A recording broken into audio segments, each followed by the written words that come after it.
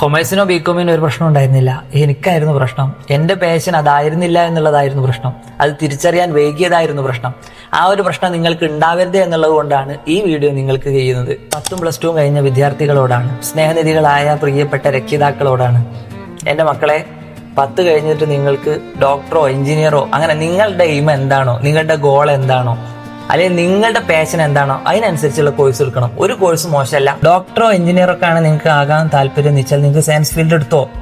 അല്ല, CA CMA പോലെയുള്ള accounting ബേസിലുള്ള പ്രൊഫഷനാണ് നിങ്ങൾ ഉദ്ദേശിക്കുന്നത് വെച്ചാൽ നിങ്ങൾ ഷുവറായിട്ട് കൊമേഴ്സ് എടുത്തോ, അത് തുടർന്ന കോഴ്സുകൾ എടുത്തോ. മൂന്നാമത് പറയാൻ പോകുന്ന വിഷയം ഹ്യൂമാനിറ്റീസ് ആണ്.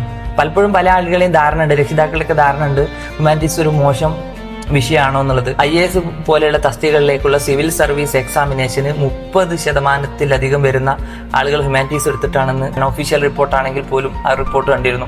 അപ്പോൾ ഹ്യൂമാനിറ്റീസ് ഒരിക്കലും മോശം വിഷയമല്ല. നിങ്ങൾക്കൊരു അഡ്വക്കേറ്റ് ആവാനോ കൂടുതൽ ഗവേഷണ താല്പര്യങ്ങൾക്കോ ജേർണലിസ്റ്റോ കാര്യങ്ങൾക്കോ ഒക്കെ ഏറ്റവും കൂടുതൽ നല്ലത് ഹ്യൂമാനിറ്റീസ് ആണ്. നിങ്ങൾ ഏത് കോഴ്സ് തിരഞ്ഞെടുത്താലും അത് നിങ്ങളുടെ പാഷന് യോജിക്കുന്നതാവണം, നിങ്ങളുടെ ഗോളിലേക്ക് എത്താൻ പറ്റുന്നതാവണം, നിങ്ങളുടെ എയിമിനെ റിലേറ്റ് ചെയ്യാൻ പറ്റുന്ന കോഴ്സ് ആയിരിക്കണം എന്ന് മാത്രം. രക്ഷിതാക്കളോട് പറയാനുള്ളത്, നിങ്ങൾക്കൊരു പക്ഷേ മക്കളെ ഡോക്ടർ ആവാം, എഞ്ചിനീയർ ആക്കാം, ഒക്കെ താല്പര്യം ഉണ്ടാവും.